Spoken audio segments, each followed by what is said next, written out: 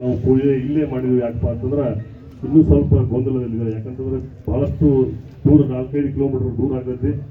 ಈ ಭಾಗದಲ್ಲಿರ್ತಕ್ಕಂಥ ಜನರಿಗೆ ಹೋಗ್ಲಿಕ್ಕೆ ಬರ್ಲಿಕ್ಕೆ ಅನಾನುಕೂಲ ಆಗ್ತೈತೆ ಅನ್ನುವಂಥ ಉದ್ದೇಶದಿಂದ ಇನ್ನೂ ನಾವು ಒಂದು 2 ಜಾಗವನ್ನು ನೋಡಿ, ಒಂದು ದೇಶರ್ ಲೇಔಟ್ನಾಗ ಒಂದು ಎಕರೆ 10 ಗುಂಟೆ ಜಾಗ ಒಂದು ಐತಿ. ಆಮೇಲೆ ಇನ್ನೊಂದು PWD ಜಾಗ ನಮ್ಮ ಸಚಿವರ ಅವರ ಒಂದು ನೇತೃತ್ವದಲ್ಲಿ ಒಂದು PWD ಜಾಗ ಕೂಡ ಐತಿ. ಅವರು ಸ್ವಲ್ಪ ಅವರು ಕೂಡ ಈ ಭಾಗದಲ್ಲಿರ್ತಕ್ಕಂಥ ಜನರ ಒಂದು ಕೂಗಿದೆ ಸರ್, ತಮ್ಮ ಒಂದು ಪ್ರಯತ್ನವನ್ನು ತಾವು ಮಾಡಿದ್ರೆ ಒಂದು ಈ ಭಾಗ ಈ PWD ಜಾಗ IB ಏನಿದೆ ಆ ಜಾಗವನ್ನು ಹಸ್ತಾಂತರ ಮಾಡಿದ್ರೆ ಅಲ್ಲಿ ಕಟ್ಬೋದು ಅನ್ನೋಂಥ ಉದ್ದೇಶದಿಂದ ಎಲ್ಲರೂ ಕೇಳ್ತಾ ಇದ್ದಾರೆ.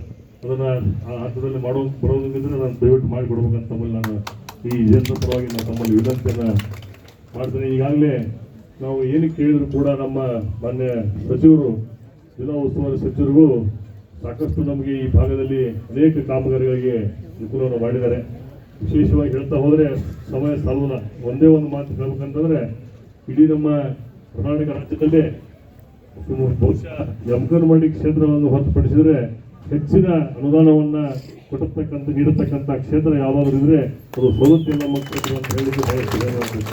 ಸುಮಾರು 200-300 ಕೋಟಿ ರೂಪಾಯಿಗಿಂತ ಹೆಚ್ಚು ಅನುದಾನವನ್ನು ಇವತ್ತು ನಮಗೆ ನೀಡಿದ್ದಾರೆ. ಈ ಒಂದು ರೀಸೆಂಟ್ ಆಗಿ ಒಂದು ತಿಂಗಳಲ್ಲಿ ಸುಮಾರು 35-40 ಕೋಟಿ ರೂಪಾಯಿ ಬ್ರಿಡ್ಜ್ಗಳನ್ನ ನೀಡಿರ್ತಕ್ಕಂಥ ನಮ್ಮ ಸನ್ಮಾನ್ಯ ಸಚಿವರಿಗೆ ನಾವು ಈ ಸಂದರ್ಭದಲ್ಲಿ ಕ್ಷೇತ್ರ ಜನತೆಯ ಪರವಾಗಿ ಅವರಿಗೆ ಹೃತ್ಪೂರ್ವಕವಾದಂಥ ಧನ್ಯವಾದಗಳನ್ನ ಸಲ್ಲಿಸ್ತೇನೆ. ಈ ಭಾಗದಲ್ಲಿ ಒಂದು ಎಲ್ಲ ರೈತರಿಗೆ ಕಬ್ಬಿನ